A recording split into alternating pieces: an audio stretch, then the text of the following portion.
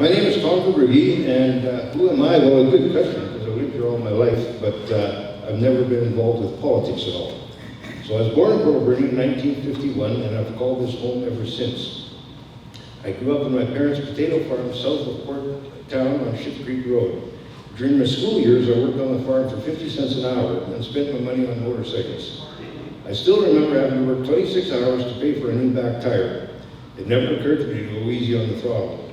I started racing in 1964 and still ride today.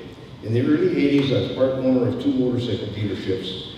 In 1969, I got my start in the logging industry, planting trees in Camera Division at Mill. I continued to work in the logging industry my whole life. My duties included tree planting, power saw operating, working under helicopters, operating line loaders, grapple yarders, and all facets of road building. In the mid-80s, I worked in a logging camp as a contract logger and earned enough to design and build a home on Spoke Lake suitable for operating bed and breakfast. My wife and I ran the bed and breakfast as a sideline while we both worked in Verbrugge at full-time jobs and raised a family. Another downturn in the industry in the 90s gave me the opportunity to start Tom's Trees, my Christmas tree farm on the north end of the Alberni Airport, with the desire to become financially self-reliant and independent of unsteady hourly logging employment. I retired from the mainstream logging several years ago, but still go out occasionally if a job appeals to me. I now run Derek the grapple yarder on the show Big Timber. It is not a run-of-the-mill boring old logging job. I also help my son and girlfriend out at the old ice plant dealing with many facets of seafood processing. And that's just in the last 3 years. One example of money poorly spent that I have been well positioned to observe over the years working my tree farm at the airport is ACRDA's unfinished airport expansion. In 1975, with a friend, I purchased an airplane, studied aviation, and acquired my pilot's license in 1976. I refreshed this license in 2018 and observed the goings-on at the airport with a certain amount of knowledge. There has been no noticeable influx of air traffic since the expansion, and no scheduled flight is stopping in. Somehow the expansion triggered the demise of drag races. One of the reasons behind the airport expansion was to encourage a scheduled flight service. I questioned spending $10 million on the expansion at the time, and I still question this today, as the Qualicum Airport has had a scheduled flight service since the 1980s, and their airstrip is 600 feet shorter than our original 4,000-foot strip. After spending $10 million on this project and canceling the drag racing, we ended up with less airport income than we started with, and still no scheduled flight service, and the progress is still far from completed. Amongst other things, about $2 million was spent on a still unfinished safety upgrade. While the present ACRD directors didn't start this fiasco, they also haven't finished it. It would take a while to explain the fine line differences this upgrade would make, and if the airport is truly unsafe, there would be a cautionary statement in the Canada Flight Supplement, but there is no cautionary. If elected, I will research the necessity of this safety concern and cancel further expenditures if it is not really necessary.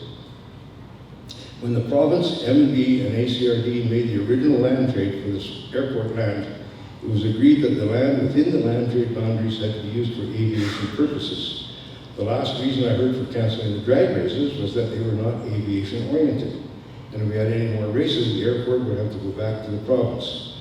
The airport currently has huge negative cash flow, giving me little reason to keep it. Expenses this year came to $595,000, and I will look into giving it back to the province. We don't want it.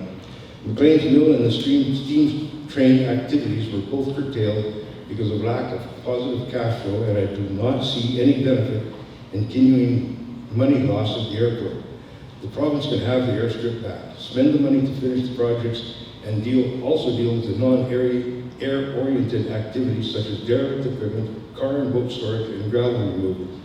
Gravel has been leaving from within the airport land trade boundaries for 15 years, and that should have stopped at the same time as the drags, as the gravel is not being used for aviation purposes.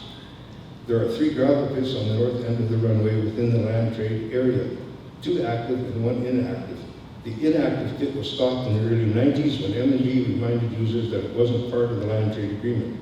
The last 2 pits began operations 10 years after the first pit stopped operating and should never have been allowed to start up. My biggest focus would be a new swimming pool. I've had a very knowledgeable source tell me that a pool suitable for our regional population would be in the 30 million range, and that we could expect 10 million in grant money. Uh-oh.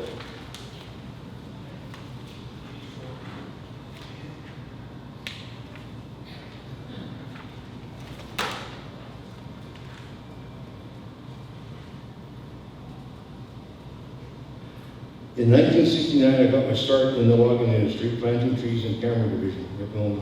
Did I already say this?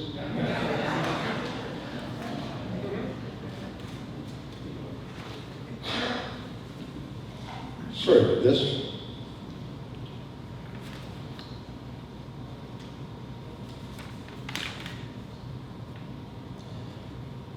One of my desires is to help bring drag racing back to the valley. The Drag Race Club paid to use the airstrip for 1 weekend a year, generating positive cash flow, along with a lot of public spin-off benefits.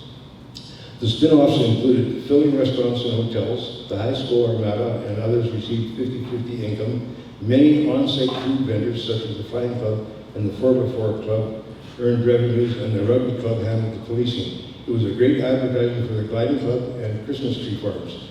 Many groups stayed on to charter fishing guides and spend money locally. I've been hearing that announcement is coming soon regarding the return of drag racing. Woohoo! I adamantly disapprove of spending money on the non-waterfront sections of the multi-million-dollar key-to-key walkway and will squash it if elected. Very little of the new sections of pathway are to be built along the waterfront. I can't comment on the Somas Mill lands as I don't know enough about the situation or where things stand. The site cleanups cost scares me. I see the development taking a number of years, and short-term, a 4-lane boat launch with parking would be an option. I'm going to look closely at 10th Avenue as an alternate route, industrial route through town. I don't like Anderson or 3rd Avenue as long-term options for industrial traffic. Anderson is quite narrow, and if the uptown area begins to redevelop, then having industrial traffic on a congested street could become dangerous as well. But I'd like to see if 10th Avenue is a viable alternative to traffic issues, that we put this into city plannings for future considerations and don't build anything along the right-of-way to compromise this future possible traffic solution. This is for long-term planning, as there isn't enough traffic or congestion that we need to do anything right away. To summarize, here is what I plan to do for you, the people. Lead a team to be financially, fiscally responsible. Utilize referendum to gain public input on large issues or projects. Push for more transparent municipal government. Many have promised, few have delivered. I will utilize my experience from living in this community for many years and the experience and expertise of councillors to help create the positive change that is necessary. For us all to have a chance to be a collaborative, cohesive town. Please come out and vote, and if you're undecided on the councillors, you don't have to vote for 6 councillors. Your ballot is good even if you have 1 vote. If you're unsure for which mayor candidate to choose from, just check my box, not a problem. Thank you. Thank you.